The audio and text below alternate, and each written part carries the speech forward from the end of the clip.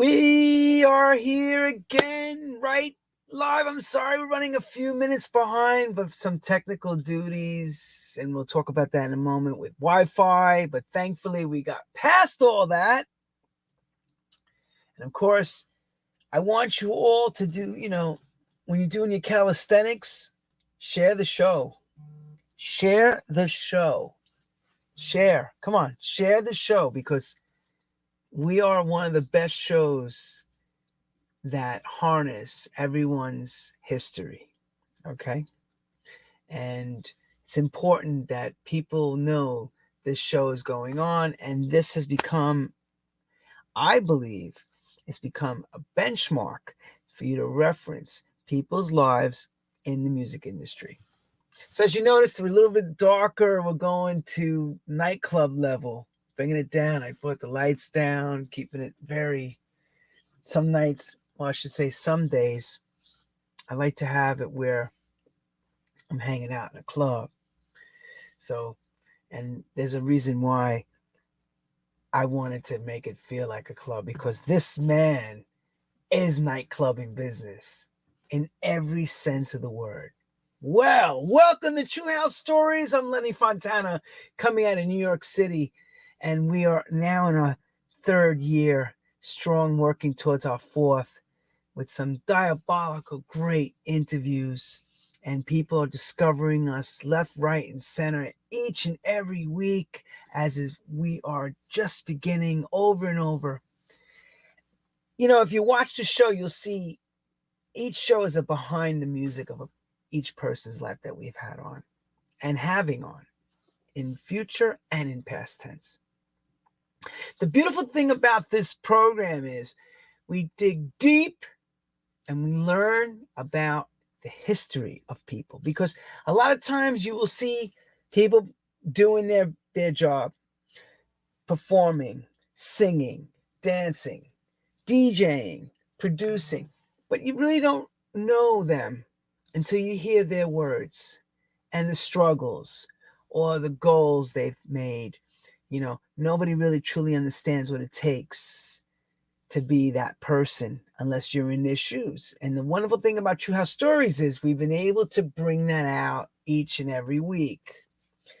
So this man from the UK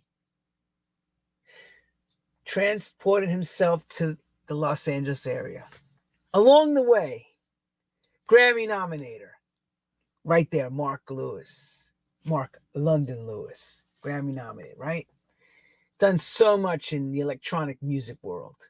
Played from everyone, from Tony Humphries to Carl Cox, Eric Murillo, may he rest in peace, Danny Tenaglia. I've worked with him over the years. Great DJ. Fantastic entertainer, excellent producers, got great ears, knows the game.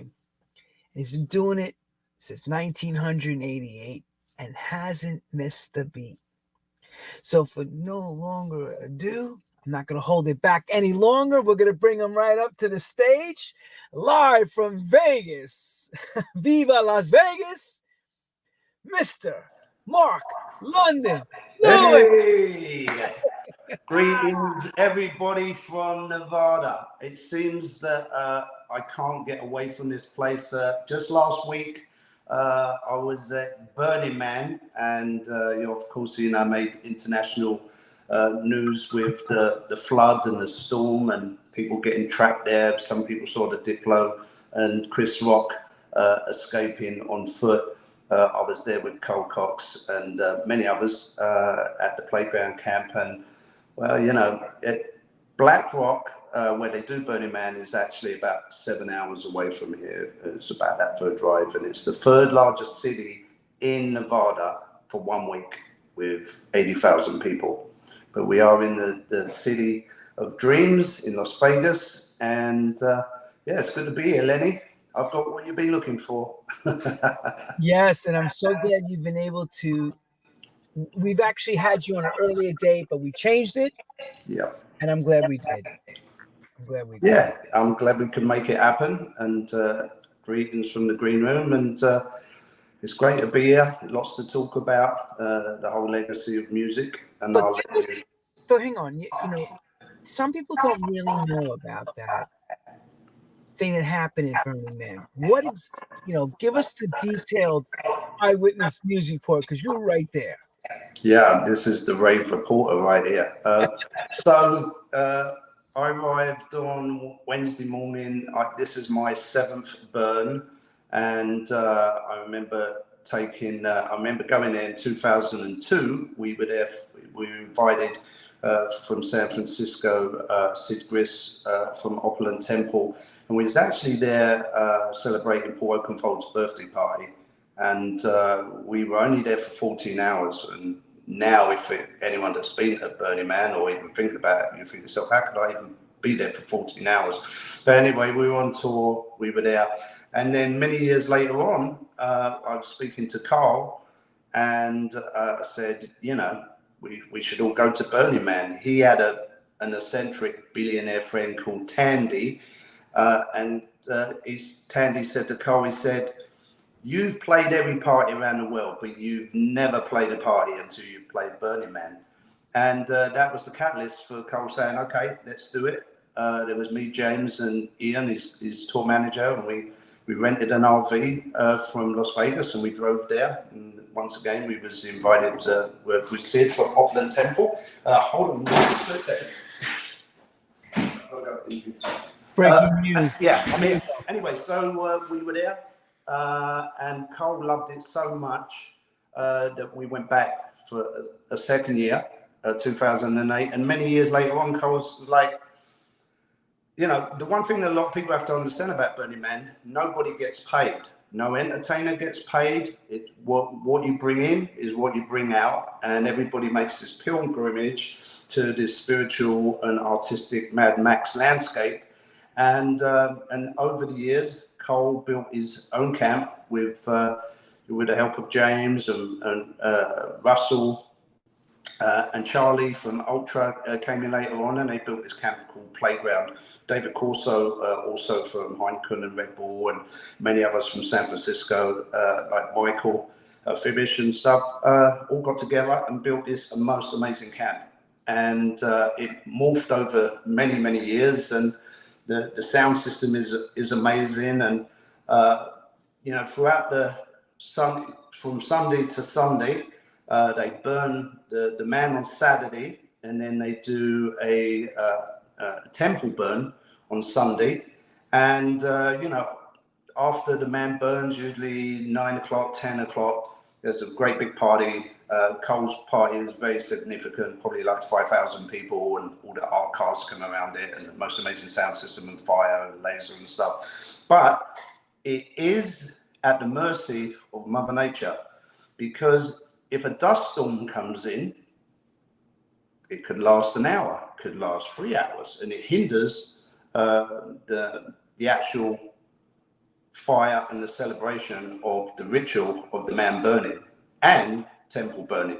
Well, this year we were greeted by the second flood within 2 weeks, and it rains kind of like Friday at dusk, about 6 o'clock, and there were probably 21 inches in one day. The thing with the Burning Man, it's that they call it the playa, which is a dry lake bed. And the thing with the lake bed being clay, it's got a very high alkaline content. So when it rains in clay, different than mud or sand, it turns into mud, where you could put your foot in it and it would pretty much take the boot off your shoe, take a shoe off your foot. So, and this made it very messy. And obviously, with the production of some of these camps, you're dealing with high voltage generators to be able to power, because don't forget, there's no electricity, there's nothing in Black Rock. Everything needs to be brought in, so to power lasers and sound and generators and showers and lights, and even to charge your phone and stay at a camp, everything gets electricity. So and I think one person did actually die, don't quote me on this, from walking bare feet in the mud, which was an easier way to get around and got electrocuted, I don't know, or even if he didn't die, that did happen. So, and then it makes things messy. So it kind of closed down a lot of the big camps, or closed down a lot of the parties. And then there was the exodus of, you know, people like, you know, the Diplos waiting, you know, trying to get the gig on the Saturday that had to walk out because no vehicles could move, could only get stuck. You couldn't take off in the RV because just the weight of the RV. No planes could land, you know, into the facility. You know, there's no helicopters or anything. So everything came to a halt. But as true burners, you know, burner spirit, everybody, you know, got together, made sure everybody, you know, was safe and, you know, got, you know, food and water and shelter and stuff like that. But that's a big undertaking, seeing that some people, right. Yeah, right, you've got 70,000+ people all dampened under the weather conditions. Plus, you know, this year there was 60% of the first-time burners, so they had never experienced nature like that or experiencing the man or the temple burning. So that was meant to happen. Man burns on Saturday, temple burns on Sunday. That's been going on for over 25 years. And the man didn't burn till Monday, and temple didn't burn till Tuesday. And we were at the mercy of the weather. I was actually trying to escape on Sunday because I was like, yeah, I've seen many men burn, but let's get out there. And I got, my car was, yeah, my girl's car that I drove with this SUV was front wheel drive, got stuck in the mud, wasn't going anywhere. And, but luckily I got out there on Monday on a nice sunny day. The sun came in, dried up a lot of stuff. And, you know, you're in the desert, so it could get 125 degrees, but it could drop down to 40 degrees or 35 degrees. It's just that fluctuation of weather, and plus the whiteout of the dust storms. There's all this stuff that takes place, and it's pretty, you know, pretty unique. As I said, just like Mad Max. Yeah, that's what I wanted you to, because a lot of people who watch this show have never ventured out to that direction, and hearing this from your perspective is pretty cool because you've experienced it so much out there, you know? Yeah, but you know the beauty of it, of being a DJ and wannabe DJs that are at camps, you get to play these long sets, or you get to play music that is really synonymous to the backdrop of your environment. So it's, you know, you're not, you know, like usually you're programmed to, you're going to play an hour at a club or 2 hours. You pretty much know what you're going to do, you know, your musical style while you're being booked. But there you can play anything because of just, you know, just the nature of people's being, you know, open-minded, and, you know, it's a very, you know, psychedelic, you know, light experience. It's the electrical light parade for adults. There's fire going on, and lights and costumes and the fashion and the elements, and so it makes it really, you know, a release for music. Plus, there are these art carts that have the most amazing sound systems. There's one art cart that is $1 million art cart called Mayan Warrior. Lasers, sound system. Maybe people are familiar with Robot Heart. You know, you've got you know, art carts in shapes of dragons and boats and galleons with, you know, Function One sound systems on there, and, you know, very, very elaborate. And it's become a very expensive. You know, I mean, you've got billionaires that are out there like Guy Libertine from Cirque du Soleil that has Player Alchemy that spent 1.5 million on his pyramid. You know, so sound systems and DJs from all around the world, you know, that get to play. And, you know, I mean, occasionally someone says, oh, I heard Bono was there, but you would never know if he was there because, you know, not like you run into him when you could do and watch, you know, watch a sunrise or a sunset. And everybody welcomes everybody into their camp with, you know, you can't buy anything there. The only thing you can buy is ice. You used to be able to buy coffee, but you can only buy ice. So it's pretty interesting. So everybody brings. So basically, when you come with your RV, you got to come prepared with food and everything for a few days. Food, drinks, and people do actually come with gifts. You know, because people travel from all around the world, and the whole ethos of Burning Man is to be.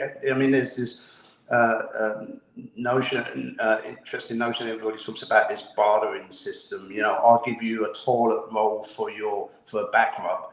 That doesn't exist. Everybody gives generously without wanting to receive anything back.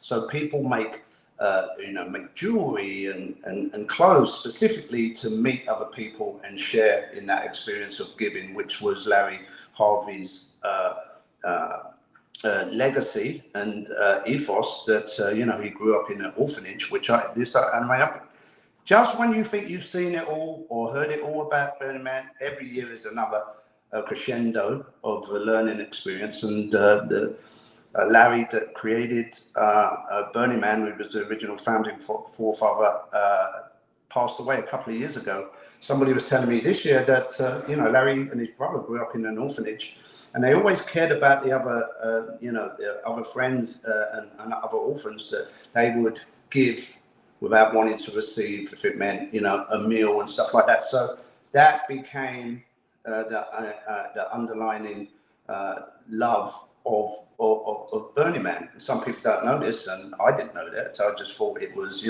they burned a man in San Francisco. That was, a throwback to not being in original, society, and under the constraints of any government rule. So we learn as we go along. So yeah, Burning Man. That is something to want to tick off the bucket list for sure. I hope to someday make it.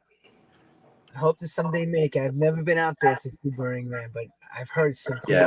reports.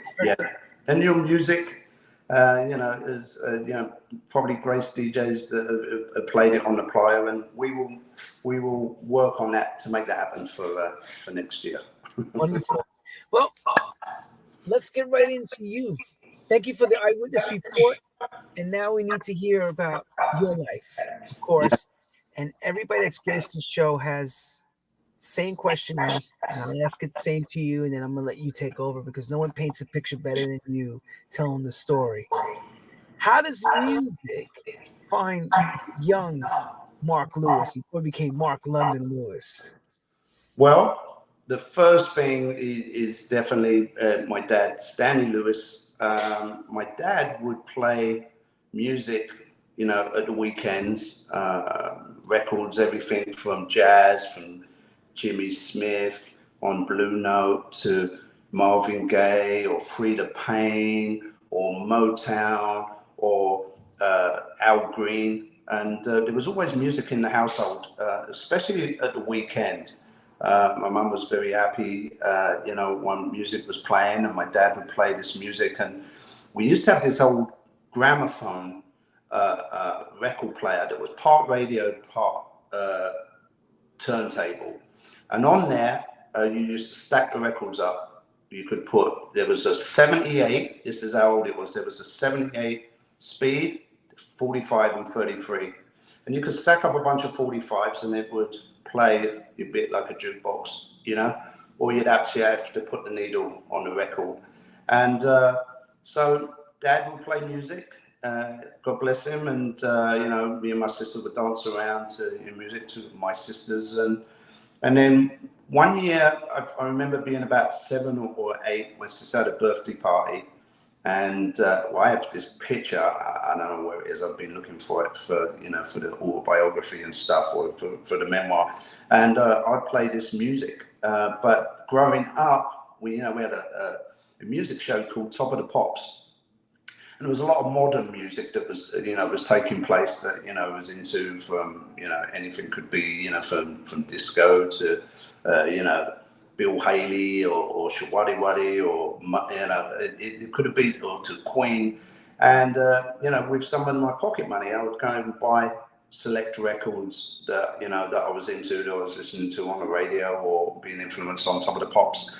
And, my sister had a birthday party, and that's my first recollection of, DJing or being a music selector for her birthday party. And I've got some pictures somewhere, somehow. And so from my dad to playing music, and the area that we lived in South London would later bring me to, you know, get introduced and become this growing friendship and brotherhood with Carl and DJs like Ray Locke and Trevor Fung and Paul Oakenfold, and where we, you know, we was all in a stone's throw of, you know, growing up. And I remember Carl playing my 18th birthday party in my back garden. Carl sometimes will mention it to when we're in a group setting and we're just talking about our friendship of you know, spanning back, you know, over 45 years, you know, and we all, you know, love music. We had so many friends back then. We could fill a coach, and we would get in a coach and we would drive to, you know, Case the weekends or all dayers, and, you know, miles and miles away with our friends and build human pyramids and jump off the balconies and dance the night away and drink pints of beer. And we had this, you know, amazing group of friends. And Cole just had his 60th birthday party last year in the UK. And we had one big reunion. I think Norman J played and Joel Peterson and Incognito performed. And, you know, we just had, you know, all our friends getting together and shuffling and dancing and living the spirit of, you know, of music, what that binds us together. And this is our legacy. And I'll tell you something, what a legacy when you say at a 60th birthday party, oh, Jamiroquai was there and this and that. It's like, you know, not everybody gets a chance to have that kind of birthday party. You know what I'm saying? Well, Carl is now the, you know, the godfather of all DJs, and, you know, it was like, what a way to go out. You know, he's a couple of years older than me. I'm thinking, I'm 60 next year. What am I going to do, you know, for my birthday? I did hint to Carl at Burning Man. I was saying, you know, when I was 18, you played my party. This is 60. Yeah, yours. Yeah, we need you to help me again one more time. Yeah, exactly. I don't know if I'm going to do it in the UK or if I'm going to do it, you know, in California. But that little whisper is in his ear now. So, you know, he's coming out to Vegas actually at the beginning of October for Art of the Wild at the Wynn, so, and then back in LA. So I'll keep mentioning it to him so we can get it on his schedule. But that man is sure busy. Attention, Carl Cox. Attention, Carl Cox. We need you to help. We need you to help Mark London's party. And we can play records like the tone arm. Yeah, with a real tone arm. It's gonna be vinyl. So at 18, you know, you've come a long way, as they say.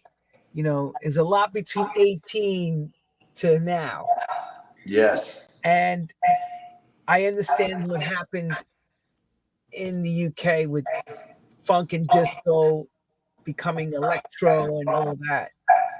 So where does that take you in this whole journey? Because I know you've had a long stroke. And what year did you come into America to stay? Yeah, well, you know, the funny thing is, you know, and it's interesting that you mentioned all these, you know, facets of music. I remember, you know, watching Top of the Pops and seeing the Sex Pistols, you know, doing Pretty Vacant, and, you know, growing up feeling pretty awkward as a kid, being, you know, when my mother, being a Jewish woman, married my dad, being a black man in the 60s, it was really taboo, and being Jewish as well. And, you know, there was some insecurities there. You know, I was a skinny kid with an afro, and I was trying to find my way with, you know, music and just things in life in general. I mean, I had my friends, we had the clubs, we had the music, but I remember when Pretty Vacant came on, and I was just like, I'm pretty vacant. That music's speaking to me, right? But then later on, you know, I mean, I always had the disco and the soul and, you know, and all sorts of music. And I remember when hip hop came into the fold, we would go to many concerts, you know, from James Brown to, you know, to watching, you know, Slave or, you know, or all sorts of bands. But I remember there was, me and my friend Ray Locke, we went to the movies. We went to see Breakdance And I remember, like, at the end of the movie, people were body popping, by the screen. And then, Run DMC came onto into the fold. And me and my friend Ray, we went up to see them in Covent Garden. They were doing some kind of promo or some activation, and they were obviously sponsored by Adidas. And I remember they were at one place, and then they announced that they were going to go to this store, to this Adidas store, and do some signing. And me and Ray, in the rain, we found our way to the store. I remember Run DMC signing my sneakers, and I was telling somebody about that the other day. Go, you still got those sneakers with Run DMC? I go, now they're long gone. I think the ink run off of them in the rain. We weren't really thinking about memorabilia and collecting things, at the time. And so, and then, Paul was working, for Profile Records, and was bringing, hip hop artists, urban artists over to the UK, and he was running Spectrum, and a good friend of mine that I was going to school with, Ian Paul. We had this whole history of music, and at some point with doing. When I left school, I always had dreams of being in advertising in the art world and stuff, and wanting to be artistic in such. And many whispers later on found myself not working in that business. And a friend of mine introduced me, Tony Pollicino, introduced me to this company. And basically, I was a forklift driver working in a warehouse. And at 18 years old, or being under 21, all you cared about was that you had a wage packet each week, that you had enough money to go out with your friends and be able to buy pints of, be able to buy a drink and have this great time and get into a club. That was it. That's all we needed to do. But something told me there's something more. There's something more that's gonna, come into the fold, and I always wanted to come to America. I saw something with this DJ that was traveling around America, and he was, him and his wife, they ended up in Daytona Beach for spring break. And as this kid, seeing that lifestyle of kids, Daytona Beach, spring break, people hanging out in Jeeps, and this guy had sold his computer to be able to go to spring break, and I was like, that looks cool. But then at the same time, I was, me and my friend Jimmy Mason, just, very good friends with Carl. I was really into working out at the time because, as I said, growing up as a kid and your whole identity and stuff, being this skinny, awkward kid, I really found refuge in working out. And so I was like, I'm going to come to America, but I will end up, before I go back, I'll end up in Venice Beach.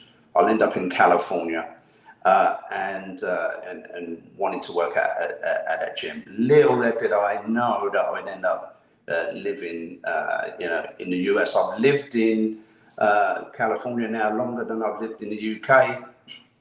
I came in '86. Now, the story of music, there's this word, right? In life called serendipity or serendipitous. And my sister was a huge Prince fan. And I had this kind of like dead end job, right? And I was like, go to America, right? So my sister calls me up and she says, Prince is playing at Wembley Stadium. I want to go. Will you come with me? Right? We didn't even have tickets. So the time that the concert was going on was when I was meant to be going to work on the night shift. Could I work the night shift? I think it was like, I don't know, show up at 8 o'clock. You could go in there early and work till 3 o'clock in the morning or whatever it was. So I said, I'm going to take my sister and we're going to go to Wembley Stadium. I came with a friend of mine that came with me, Paul Smith, came with me. And I had heard during the same night the Prince was performing, our friend Oakenfold was playing at the Limelight with Daryl Pandy and Jack Master Funk, Love Can't Turn Around. He was doing a PA that was also on Top of the Pops, and Top of the Pops was this seminal It's like American Bandstand. And, you know, this is where we were fed our kind of like and turned on to all sorts of music. And I remember seeing that song and Dale, you know, just killed it. And I was like, oh, we had it in the back of our mind that we were going to go to an after party, but we didn't really kind of like really plan it out that much. So we decided to go to Wembley Stadium and to go and see Prince without a ticket. So we arrived, we understand that there were some scalpers was selling some tickets for expensive fee, and we didn't have the money to pay that fee, but we did notice a bunch of lads that were talking about breaking in through the exit door, and there's that saying, right? Bum rush the show, literally. So these guys said, listen, this is what we're going to do. There was about 25 of them. We're going to run through that exit door, and then we're going to get to a certain point. You guys are going to pay us a toll road fee or whatever, and we're going to be in. And we're like, yeah, let's see if this is going to happen. Some massive guy walks up to the gate, to the exit door. There's a chain on it, and he pulls it reverse the opposite way. The doors fly open. We run in like a bunch of roaches. And we end up in the bottom of Wembley Stadium's boiler room. This guy puts his arm across and he says, okay, everybody's going to pay me £20. And some guy goes, shut up. And everybody rushed. Well, as we ran, we came up to the floor of Wembley Stadium as the concert's going on. And we all run different ways. Security was running. And I had my sister, that's a couple of years younger than me, Anna, and I saw two seats, and I literally grabbed her hand and I ran and I jumped up on those seats with my sister. My other friend Paul ran the other way. I'd lost him, and we each stood up on those chairs and we were like, yeah, like we've been here all night, right? So anyway, Prince killed it, rocked it.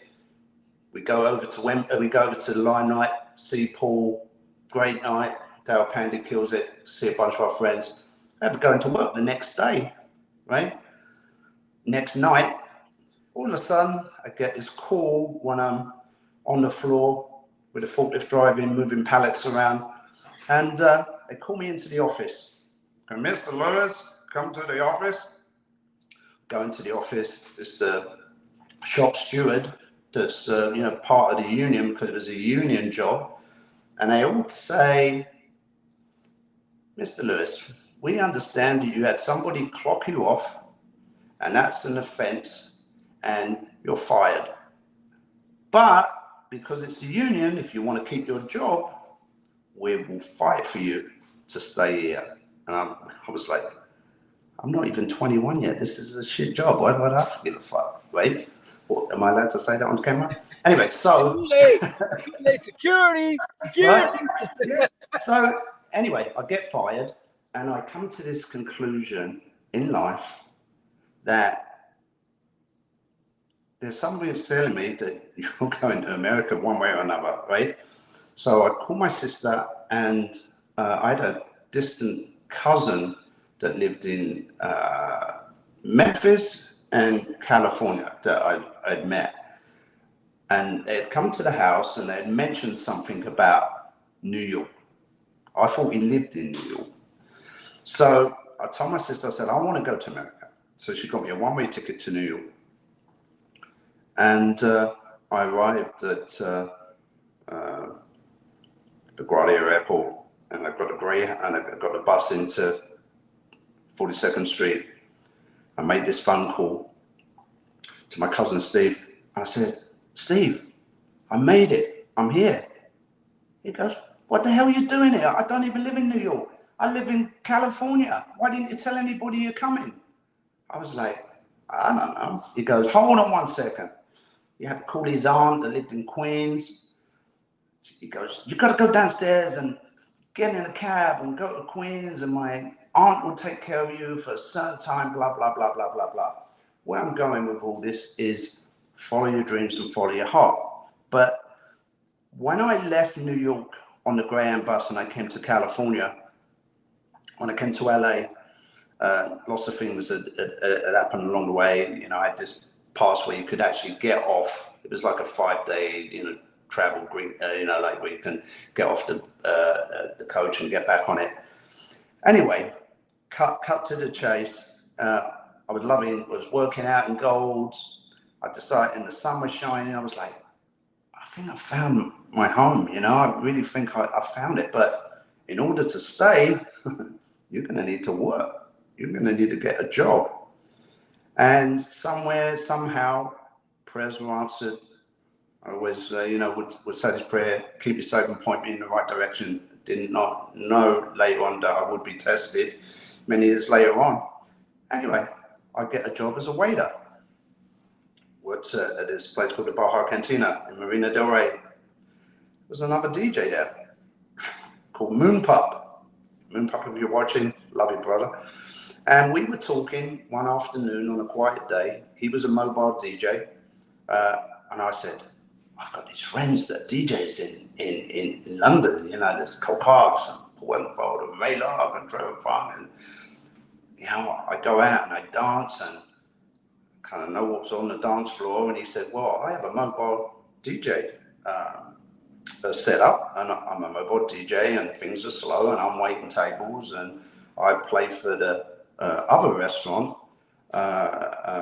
for a group of people from the UK, Steve Levy, John Levy, and Jules Safaris, that were going to Pepperdine College, that's in Malibu.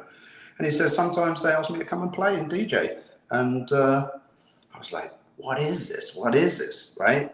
And he said, well, you know, I've got my equipment and stuff in storage. That's where I keep everything. When I do my gig, I take my little Volkswagen van, I load it up, and he said, you should come over one afternoon, and I'll teach you how to DJ. And I was like looking through his records, and my friend Ray Locke had sent me a tape, and he said, this is the biggest thing going on in the UK. It's called Acid House. Tyree Cooper, this Inner City, or all these landmark songs. Well, when I was over in that lockup and I was going through his records, I was like, there's Inner City, Big Fun. There's this, there's that. There's those records that were on that tape. So put the needle to the record, listen to this music, and I was like, wow. Well, little did I know, my sister ended up coming to LA. She followed me a few years later on. Well, it wasn't even a few years. Yeah, it was probably a couple of years. And she decided she wasn't going home either. And she had a boyfriend called Babe that was, lived in Venice, and he had two friends from Sweden. Klaus and I can't remember the other person. And my sister one afternoon said to me, she goes, we're going to open a club. It's going to be called the Bat Cave, and I need a DJ. Do you think you can do it? I said, well, Moonpup's got the sound equipment.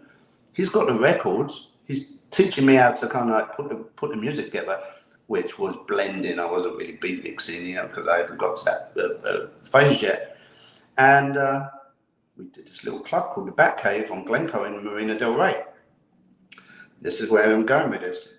As I'm waiting tables, the accountant son, who used to be like the maitre d' at the weekends, he was going out with the owner's daughter of a club, a members only club called Tramps.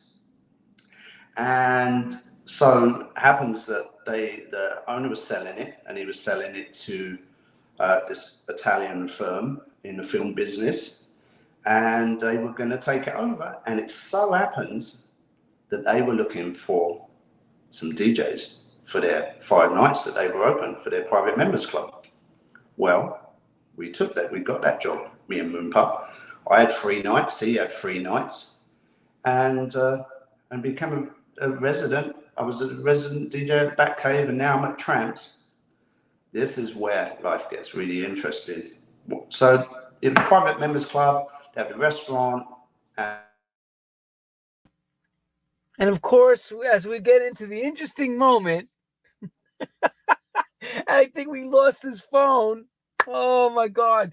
The show also happens to find out that we get Wi-Fi issues and he's in the green room in Vegas. We hope we can get him back as the story gets interesting. Serendipity. It's funny what you wish for. As he said, he was making his way to New York, but yet he had projected on working out at Venice Beach. Needless to say, not too far down the road, he comes over to New York. Those are recapping, listening to Mark London Lewis's story. He steps to New York, doesn't call anyone. He speaks to his cousin Steve, if I remember correctly.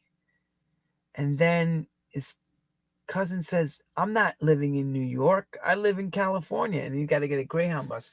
Those that live in the UK never came to America to do the Greyhound bus from New York to, let's just say, New York to Los Angeles. That's like 7 or 8 days. We're going to make sure he's back. Hopefully he's okay. So we're going to recap and back with the man himself. So the cliffhanger is, as I'm waiting the table, we get these jobs as being DJs. I've got 3 nights at Tramps, Private Members Club. Moon Pup has the other 3 nights. And the Private Members Club is, as a membership, you can come in and have dinner and dance at the disco. And one night I'm in there on a Tuesday night. It's really a slow night. And this girl walks up to me. Later on, I find out that it's this actress called Talisa Soto. And she asked me she goes, have you got that record, Nina Cherry, Buffalo Stance? That's a dope record. I wasn't really feeling it at the time. I didn't know how big this record was going to become. And I was like, nah, I don't have it, right? All of a sudden, I'm in my DJ booth. And the cool thing about, being a resident DJ, wherever you were, and you played the club regularly, you would keep your records at the club, right? So you didn't have to carry them around, right? And as she's asking me this question, I turn around and who and behold is standing in my DJ booth as I look down, going through my records. None other than the Prince. And I look down and he looks up at me and I know who it is. And I said, is there anything you want to hear? And he looks up at me with those eyes and he looks back, going through my records. Didn't say a word. I'm going, fuck. There's no one in the club. There's only me, Prince, and Talisa, and a bodyguard. Prince goes out the booth, goes to the back of the club. Bodyguard comes up and gives me a piece of vinyl. Well, I didn't know at the time, this was an acetate. He says, Prince wants to hear track 1. So I put the needle on the record, play track 1. Bodyguard comes up, takes the acetate, goes to the back of the club, play a few more songs, comes up, I said, Prince wants to hear track 4. Play track 4. Bodyguard comes up afterwards, give me back the acetate. I don't know it's an acetate. I don't even know what the first thing is of what he was giving me. Bodyguard, I give him the acetate, goes like this to me, gives me a C note. They walk out the club, and I literally do that. WTF. My sister ain't gonna believe this. I get fired from that job for going to see Prince. Now I'm in the club as a DJ and Prince comes into the club and he's in the booth. And I'm the first person to play Bat Dance on an acetate that he just finished doing the album for the Batman movie. When I find out what an acetate is, basically you just cut the lacquer and he came into the club because he wanted to hear what it sounded like in the club so he could make the adjustments because he was probably at the record plant or wherever he was, recording that album, which is a seminal recording studio. I don't know, don't quote me on that if it was a record plant, but, and I go, when I see the movie, or I hear on the radio, on MTV, and he's doing the dance, the back dance. I go, that's the song. My sister ain't gonna believe this. I tell her a story. She said, can't believe it, but that was meant to happen. And God, God, put me in this path. And I think it was me, but really the seed was planted. And I had many of these moments of music, and I feel so blessed. Only in LA you could do that. Can't do that in New York. They would never have done that. They would have taken the acetate and said, but out there you lost him in. So you didn't get gobsmacked when you saw him, you just get your composure? Is that what happened? Yeah, I did, because I tried to engage with him. I was saying, like, is there anything that you want to hear? And he kind of like looked up and then kind of looked away, didn't say anything. So I couldn't really, you know, like have any. Plus, the record, what I was playing was running out, and I'm having this moment. I'm thinking, oh shit, I got to change the record, right? So like I turn around and then he leaves. And then I'm carrying playing. There's no one in the club. No one in the club is there, because it was like this menace thing. And then this whole exchange happened with the bodyguard, you know. And that was my second residency. And at the time, Moonpup told me, he said, "You have these clubs that you're playing at, and you need to belong to a record pool." And I was like, yeah, what is a record pool? He said, well, majors. What is a record pool? Yeah, yeah. This was Randy Seals, Resource Record Pool, Rest His Soul, Rick Scalante. And I went in. Moonpup said, hey, this is Mark. He's playing at his clubs. You know, he wants to join the record pool. He needs records, you know, and you pay a fee, and then you have to fill out your reactions of the records, the promos that the majors and the indies were giving us. And another stroke of luck. It wasn't a stroke of luck. It was, I was being blessed. Rick, that was a friend of Randy's, that Rick used to live in Dallas, and played at this club, the Start Club, had left Dallas to come to be with his friend Randy, work at the record pool in Los Angeles and West Hollywood. And Rick was going to the majors. He was going to work for the head of dance music A&R at Virgin Records. And he says, Mark, I think you should take this job. And Randy was like, hey, do you want this job? And I was just like, sure, like I could do this, right? And he was like, yeah, this is going to be good for you.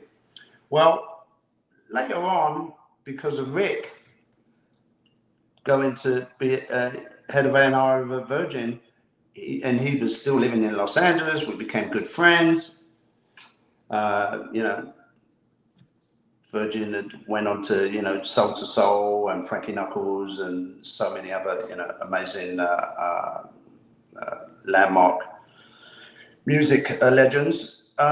He said, well, you're playing all these nights. You should be a Billboard reporter. And I said, what's that? He goes, well, you need to be playing at least 3 or 4 nights, and I can put a good word in for you, and you should be a Billboard reporter, and this is what you're going to do. And I made the introduction, and now I'm a Billboard reporter. I'm working. I'm living in Los Angeles. I'm DJing. I'm at Resource Record Pool. Moonpup introduced me to this all. It was a new music seminar. They said, we're going to fly you out to New York to meet the labels. And, you know, we used to give these, you know, we used to do the top 50 dance chart, one of 25 or 35 DJs. And was getting all these promos and this music. And I was meeting, you know, I was having these phone calls with, you know, the Leslie Dawes and Peter Abatellis and Frank Serrato and, you know, and you know, and so many others. Hang on. Let me explain to everyone what that means, what he's talking about, these phone calls. So there's a Billboard club chart, okay, everybody? So there be records that each record label promoter is working. They would need him, being a Billboard reporter from LA, to chart these records. And they would harass him nicely. Hi, Mark. It's Frank. Can you put my record this week? And he'd have to sit there, and if he didn't like playing it, he'd have to kind of somehow help out in a nice way. It was a way of control. Well put. Well put. Hey, this is Bobby Shaw. This is Bobby the Shaw was very Man. clear on that. Bobby was very clear how he wanted his records to be placed. That's Bobby Shaw. And in those days, when you held rank on Billboard and you had the clubs, that would help records, and then in turn you would get remixes, and things would pop off from that. There'd be other business that came along, so it was in your best interest. Yes, Larry Flick, then to Ricardo. Take over, my friend. Yeah, Larry Flick, and then turn over to Ricardo, and once I came to the New Music Seminar and I met Leslie introduced me to. I remember I would come to New York for that New Music Seminar, and she would say, you've been brought into this family of of music, and she got a cargo van, and I think Ted Patterson drove that cargo van, and we went to see Tony Humphries at Zanzibar in New Jersey. Leslie gave us this treat, and I remember this as clear as day when Tony was playing this music. And at the end of the night, there was a handful of people. I think Danny Tenegla, me, my friend Ian Paul was there, and Danny Ramplin, and a couple of other people were dancing out, and Tony would just wear us out with this music and the selection of what he was playing. I was like, wow, this is how you program. I mean, mind you, by then, Leslie was already giving us these mixtapes that, Tony was playing, and unless you experience it, you do not understand what that means, right? Yeah. Do not. It's like going to church. It's a different experience. The sound system, like New York was the king of clubs. Going to the Sound Factory. Frankie was there, and Danny was at the building, and all these other things, and the tunnel, and all these clubs were going on, and you always knew how serious the clubs were in New York because they'd have a restroom in there. The DJs would play such long sets. They had their own Shangri-La for the restroom, and their records that were, but behind them, their residency, the sound system, the lights, the programming, that means the golden era. Now that doesn't exist. But I knew I was being put in, that I was in, being treated to this, musical royalty and legacy of things that I could only, didn't, understand, other than, going back to, soul music and R&B and disco and then now house music and record labels and what they, and A&R, and then later on, the majors, and they would say, hey, there's an opportunity, you should remix, there's an opportunity for you to maybe do a remix. And I was like, wow, that sounds interesting. Well, I'm not an engineer, I'm not a music producer. I was like, who do I surround myself with, Then yet again, being in Vegas with my friend with this renewable energy convention, Byron Delia has this studio. He calls me, he was listening to my street cred in Los Angeles, and these promoters that he was friends with said, hey, Mark's, got these opportunities to remix. He's playing the clubs, that he's playing everywhere, in the 90s. It was like, hot shit, right? So I go to his studio, and he was doing his own album, and he said, hey, I heard you was, in the music business, and I'm looking for a remix. I heard that I should remix, one of my songs, and how much is that going to cost me? I think at the time I might have said like $5,000 or $10,000. He go, what? You can't be getting paid that money to do a remix in the early 90s. And I was like, that's my fee, buddy, you know? And it was just like, we struck up a friendship. I didn't, you know, and he was like, look at my studio. I'll help you. You know, we got sequential circuits, keyboards. We got this drum machine. We got this. We got a Trident deck. We all analog. Let me teach you a thing or two and about music, and I can be your, you know, I can be your partner in this, and you can take on some more remixes like Miami Sound Machine or Ace of Base or, you know, Chaka Khan or Razor or, you know, Mike Oldfield, etc., etc.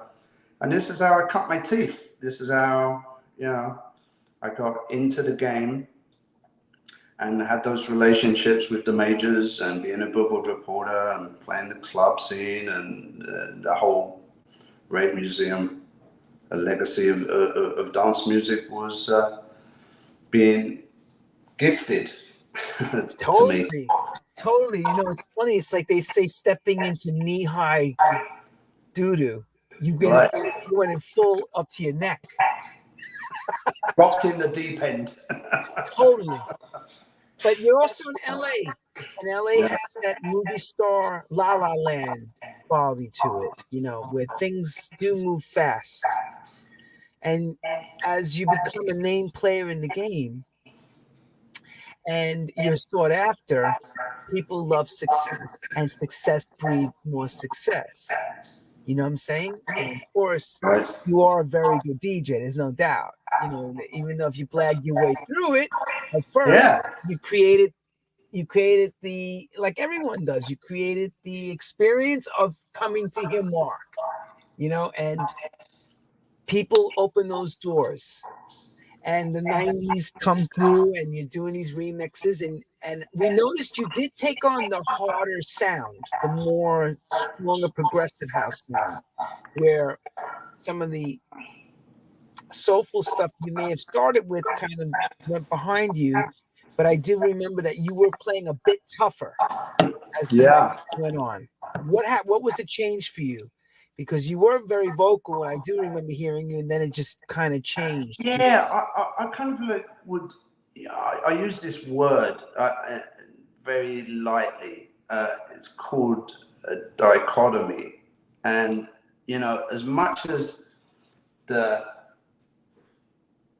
black urban side of me was into the disco and the soul, there was something other than driving me that was this European sound of progressive house, or the progression of house, or the, you know, I like Tangerine Dream, I liked you know, Emerson, Lake and Palmer, I liked you know, rock, I liked all these other different influences of the 90s, the synths, you know, the from the Simple Minds to, you know, to all these, you know, as you know, the Gary Newmans. And I kind of heard that it was, you know, I was like listening to the music programming of synths and top lines and different, you know, different rhythm sections and bass lines, and, you know, the records that were being pressed, you know, and the music producers, the music was coming out of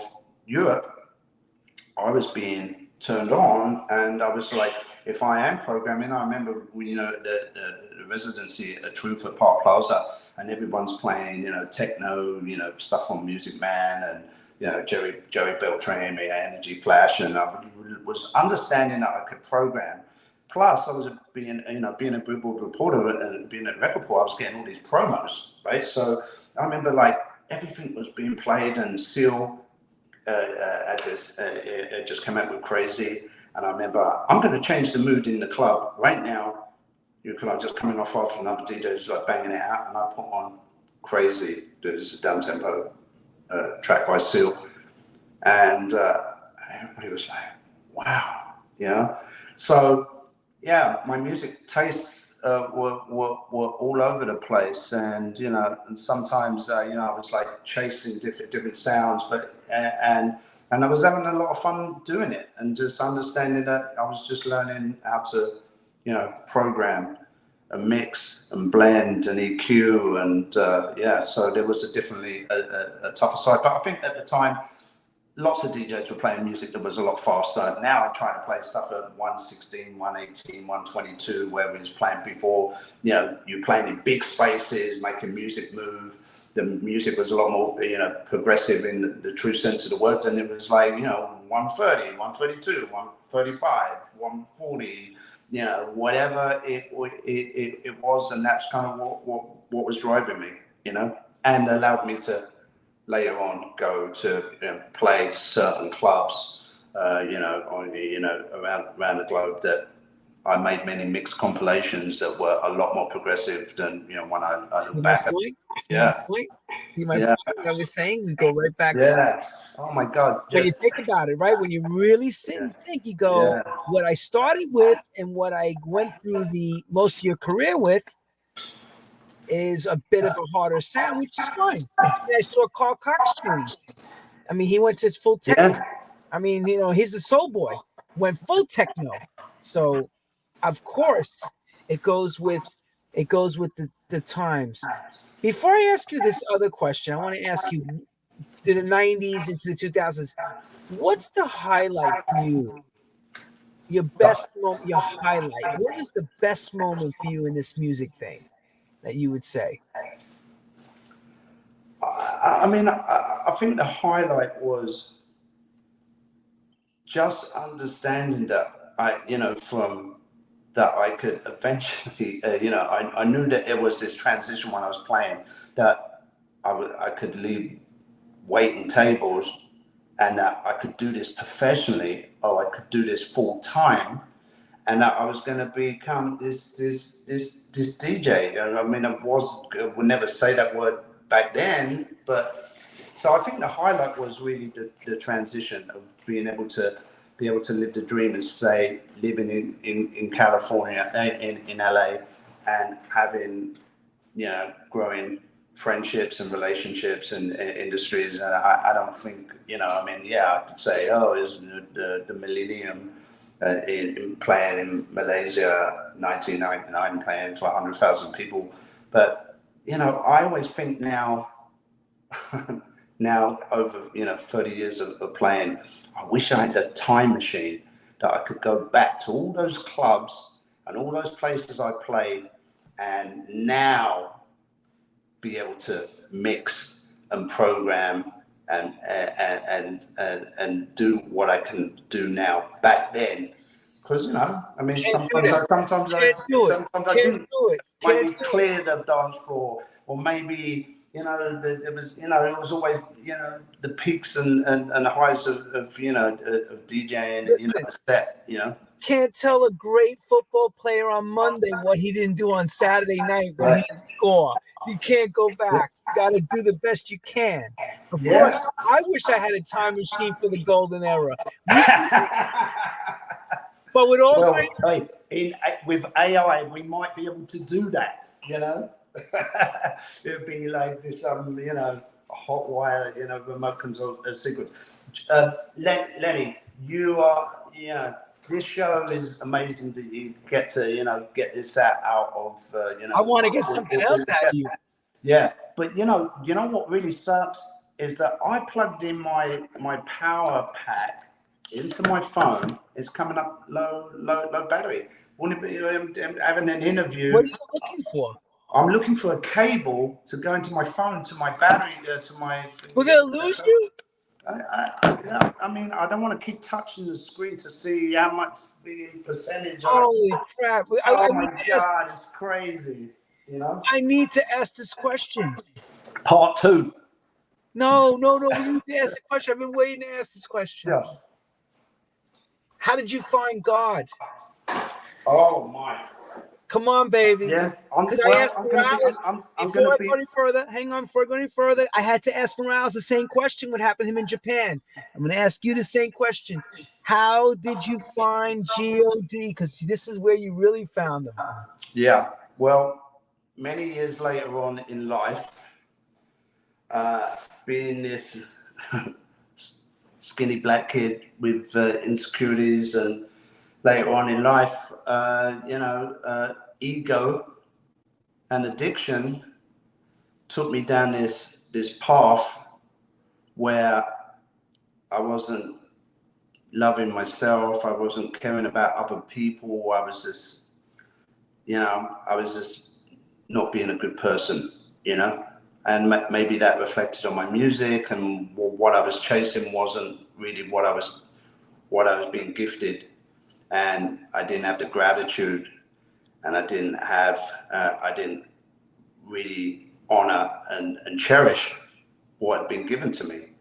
And I made some very bad decisions that later on put me in harm's way, and evil that I was set up, because and one thing that I got to reconcile and repent is that no one else did this to me. I did this to myself, and it took me being locked away, many miles away, that I came to a point in my life was the lowest point in my life, when I had all these highs and tribulations of these gifts, that I was flushing it all down the pan. And now I was in a serious situation that, I was looking at 5 to 10, and I didn't know if I was going to come out of it. Well, before you did the 5 and 10, it's nickel and diamond bags, it sounds like. But no, that's 5 to 10 years in military sense. Where exactly would give us like a bird's eye from an outsider? What exactly happened? If you were looking at this from it's like a movie out of scene out of Nip Tuck, where there's two narcissistic twin brothers that have all the money in the world. They have their addiction. I became a pawn, a cog in the wheel of that. They when you fall on hard times and you ask for something from somebody, that they will one day ask the favor back in a different form, and you'll have this, and you'll be obligated. And the obligation got me to be on a plane, in Asia, where the guy's wife told the authorities that I was coming to make this delivery. And I won't go into what it is and how it is, because of it's the internet, and even though the statute of limitations has passed, there's kids and building my careers under a new identity and a new name, which and I won't kind of go too deep into that, because it's kind of more negative, and if I run out of so basically information on the phone, basically it was more like you were set up for what was to kill. I was set up. The police met me at the airport when I touched down, and they decided to build a case against me, and they decided to put me under trial. And that was a very difficult thing to go through, to put my family through, and friends and people that cared about me, and loved ones said, how did you get to this point? Well, as I said, my ego and addiction, took me down that slippery slope that was, I had no idea what I stacked up against myself, that what I was doing. But when I did reach out, and I did that cry, and said, please help me, show me the way, how to do this, I felt the Holy Spirit coming and get, and said, we got you. Because you asked, you have. And then I learned about faith.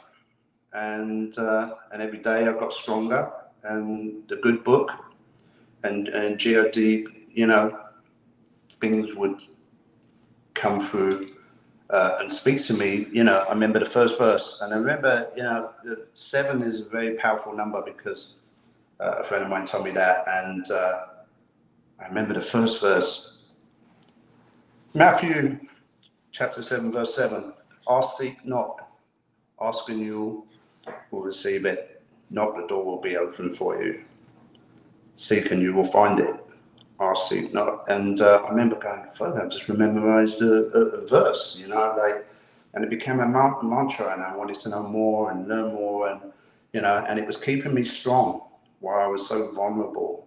And as I said, lots of love and prayers. My sister, it was like David and Goliath, and it brought me back. How long were you locked up where you were? 23 hours a day. Probably did about close to 10 months that was away, and as I said, going back to that Greyhound experience, one I would say, keep me safe, point me in the right direction. That was the only prayer that I would say when I had the whole dialogue with God, and then of course it was, I was detoxing and all the rest of it, and my clarity, and what I was, and all the wrongs of repenting and stuff. He said, God said to me, go, remember, everything you asked for, I gave you. Did you not ask for being pointed in the right direction? Did I not give that to you? And I said, yeah. Did you not ask for 2 healthy children? And I said, yeah. Didn't I say this prayer? Break me from the bondage of these 4 walls and guide me a safe passage back to the arms of my loved ones. When I got back to Los Angeles and hugged my sister and my niece and cried, and God went and said, did I not bring you, did I not deliver you from evil? How are you not going to make a covenant with me? Stay on the path. These are gifts. I'm giving you a second chance. And that's how I turned my life around. And so you haven't touched anything, right? Since that point? Nothing? Clean? No, I mean, I drink, I drink alcohol, talking to heavy narcotics. No, yeah, exactly. No, that's not my thing anymore. And it took, this is where life is where it takes you, like when I got to go back to the UK, because, I was deported from there to go back to the UK, I got to spend, 3 weeks with my mum that was very ill at the time. I got back in 2017, and she later passed early January in 2018. And I had no idea that was the last time that I'd actually be able to spend and have a cup of tea with my mum, or take her to the library, or ever, make her a meal or whatever, And then, once she passed, we got the call and we went to the hospital, and, she was, expiring, as they call it, and we weren't going to be able to save her. And I was like, God took me from there, put me there to be able to have this, have this time with mum. And each time, I got stronger of just understanding that these gifts and these whispers and, this gratitude of faith and love was going to be able to do that. And I remember at the time, before if we get cut offline, I had to be there for 6 weeks in the UK. And I remember I saw and I was going crazy, couldn't put mum to rest for 6 weeks. And I saw Doc Martin. Doc Martin was coming to the UK, so I reached out to him, and he said, yeah, I heard you're there for your mum and all the rest of it. He goes, I'm coming to the UK. He goes, you're coming out. And our good friend, Alexia. And he said, I'm playing at this club, and Tony Humphries is playing at Fabric for Hard Times, and we're going to go out. Because I used to play there. We're on the list. We're coming. And I remember, having this night out with Doc and seeing Danny Radcliffe, and Juan Atkins, and Tony, and and Doc and Alexia, and it was like going back to, it was like church, what Tony was playing, what he was programming, and I was just like, whoa, Mark Lewis has gone back to the underground. He's from London It's gone back to London. I am London.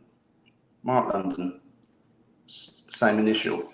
And so I asked GOD, he said it was good. I asked Carl, I asked Paul, I asked my mum, you know, and everybody said, yeah, if it feels right, do it. So that's how the name change happened from that moment in 2018 when I came back.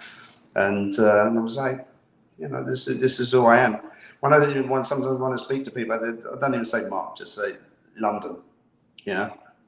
And so I've got to go back to my roots. I've got to go back to my roots with the music, with house music. I've got to go back to my underground. I've got to go back, and it all kind of like made sense. And that's kind of like how I got to button it up. And that's what I'm talking about. You know how everybody loves a great comeback, and you've really shown that you came back from the depths of darkness. really, yeah. And you know, there's lots of other, you know, and all we can do and thank you for getting that out and being able with me to share it and all you we can did. do You shared it like a trooper. Now, the questions I have is, and this is what I'm gonna ask, because we've all been in those moments that things look really in the real disparity. When you were in the middle of waiting for a trial, did you think you were ever going to get back to America or England, or you thought that was it when you were in that box? Well, I got stronger, and as the trial got closer, and you know, my family came up for Christmas to see part of the trial. That things looked more hopeful than they did in the beginning, because the worst thing is not knowing where it's going to end up. Can you survive? Can you live? You know, are you going to get through this? What is it? But really, you know, prayer and love. You know, the whole thing. You know, love is the message.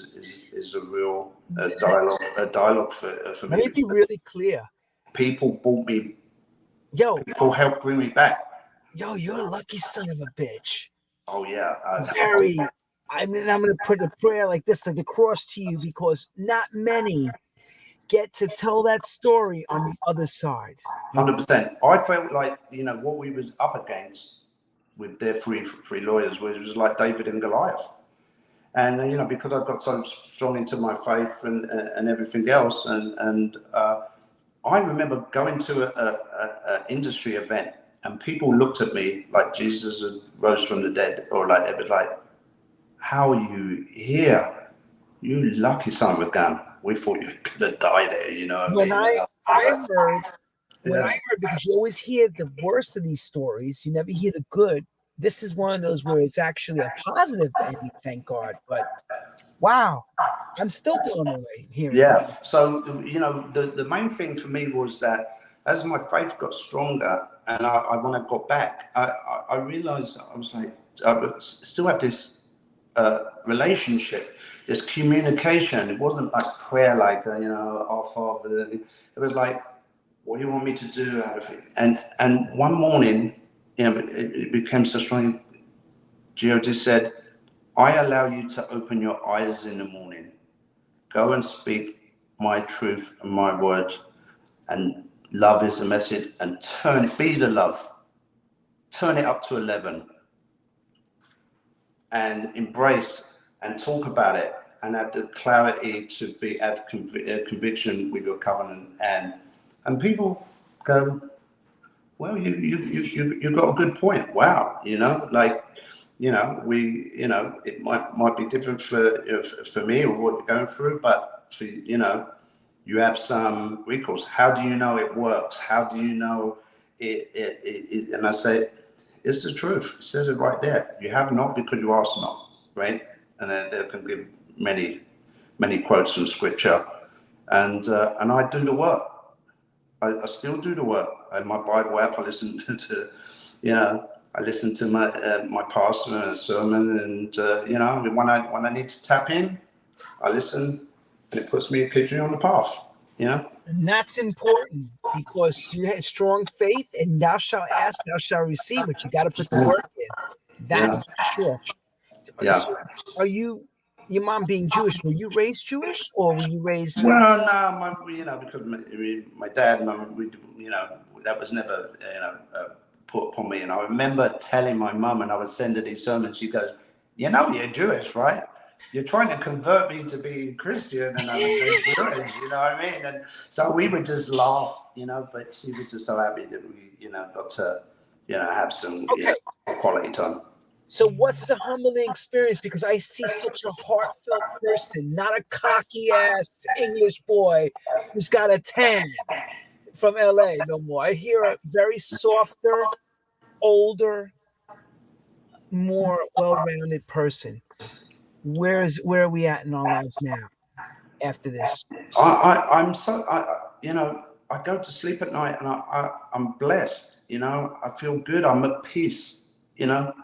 If it all ends tomorrow and I don't wake up, I think to myself, I had a beautiful life. I've traveled around the world. I have amazing friends and relationships, and I'm growing. And I kind of got my groove back. And I'm just kind of like at peace, and I feel good, and I want to share that. And as I said, while I'm being kept down here on this physical plane, there's a lot of work to do. We look at the world we live in now. What we do as DJs and showmen, and we really need to embrace that. It's everybody goes, oh yeah, it's all about love on the dance floor. Don't keep going on about that. But no, there's a lot of lost people. There's a lot of darkness. There's a lot of uncertainty. Look what we just came through from the pandemic. One pandemic, and look how many people going out to festivals and clubs again that they go, well, I didn't do that on the bucket list. I didn't go Burning Man. I didn't go Ibiza. I didn't go there. I didn't go that. I didn't tell anybody that. How are you doing? How are you feeling with your mental health, or how can I get you anything? I love you. Feeling the hug, to being sincere, all that stuff. That goes a long way. That goes a long way. That goes a long way. 100%. And you are now our poster child for turning things around. I have to say, a poster man. Everybody has a muse, and these are the kind of stories that are heartfelt. I mean, we all love the golden stuff. We love the success. 100%. And holding the chalice and the fire champions. And we've done it. We've made it, but nobody talks about when the music shuts off, when the loneliness comes into play, when the drugs and the alcohol take over because you're depressed, maybe because musically or economically things are not right. Like you said, getting desperate situations and you're not thinking with clarity. And we make sometimes mistakes that are costly. And some of us are not lucky enough to always come back from. Yeah, I mean, and I guess this is the first public interview on True House Stories that I've actually been able to be, open and direct, and it's just really like an exclusive. I mean, there were media outlets that said, "Oh, we would take your story," and I would have to be so careful of like.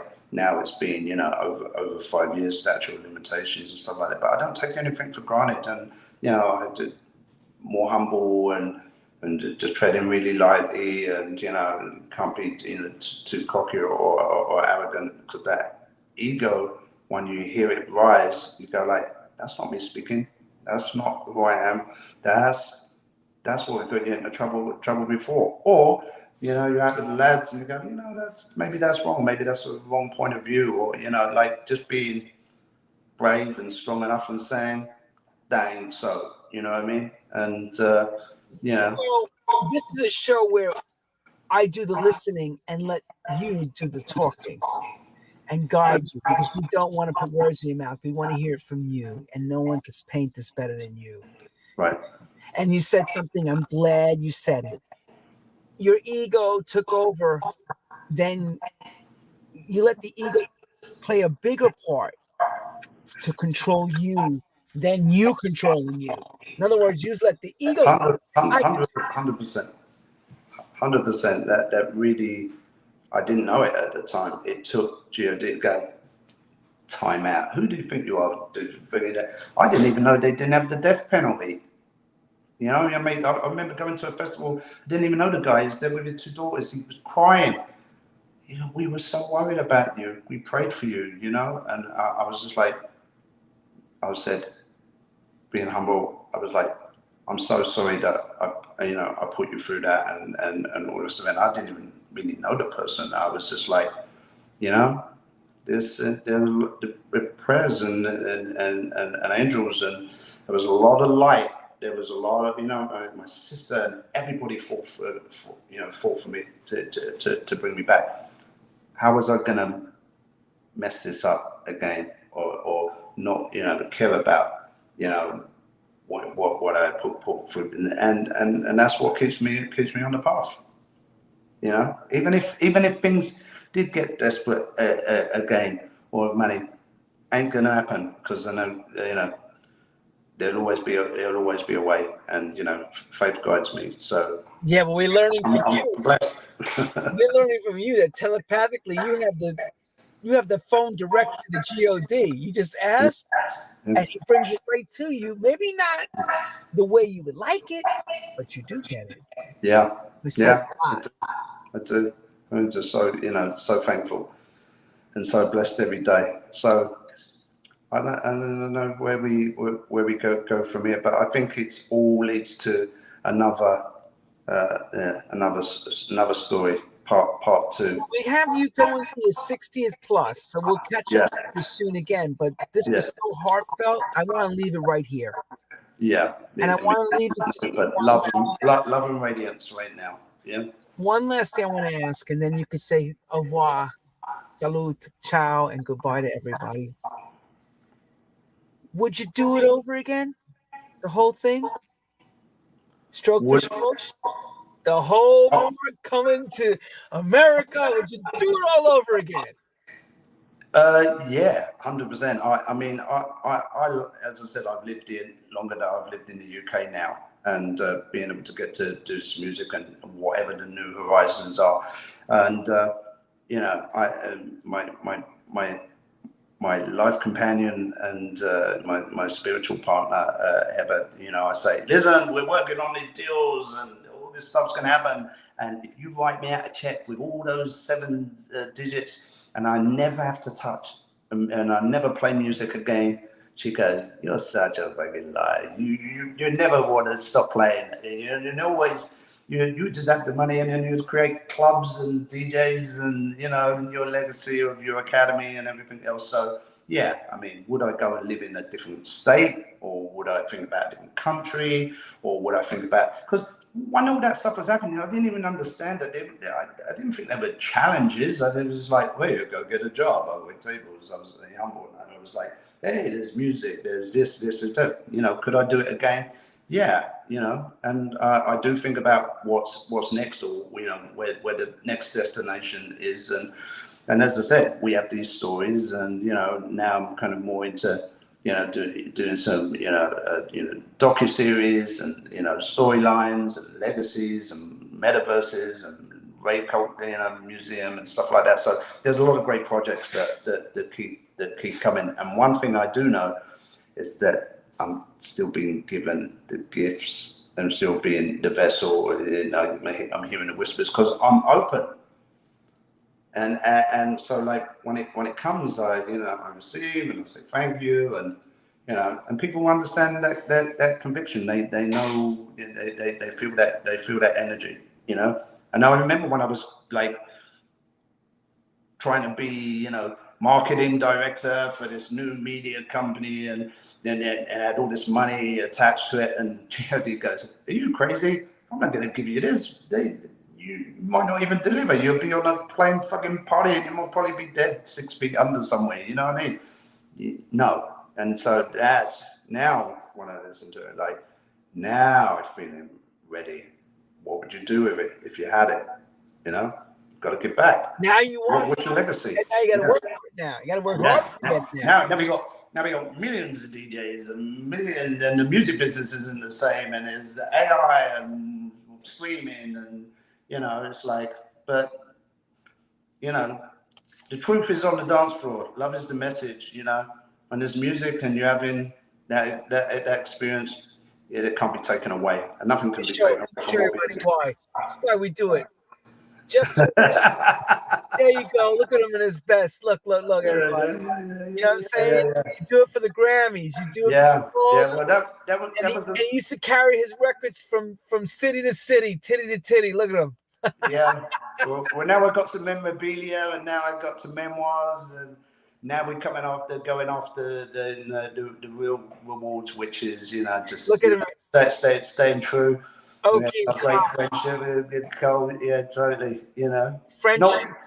Not bad from humble beginnings in South London, where we were doing construction, and you know, we were just, you know, being on the dance floor to, you know, like hanging out and now leaving a legacy. So I'm feeling blessed. And Lenny, thank you for bringing out this story in the best of them, and we will do it again.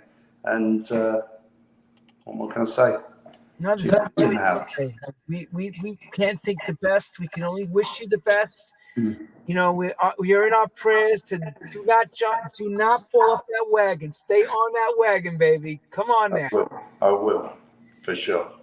Let me just say this to everybody. In 2 weeks, on the 27th of September, another Londoner, Simon Dunmore. Oh, wow. That's comes great. and tells his story.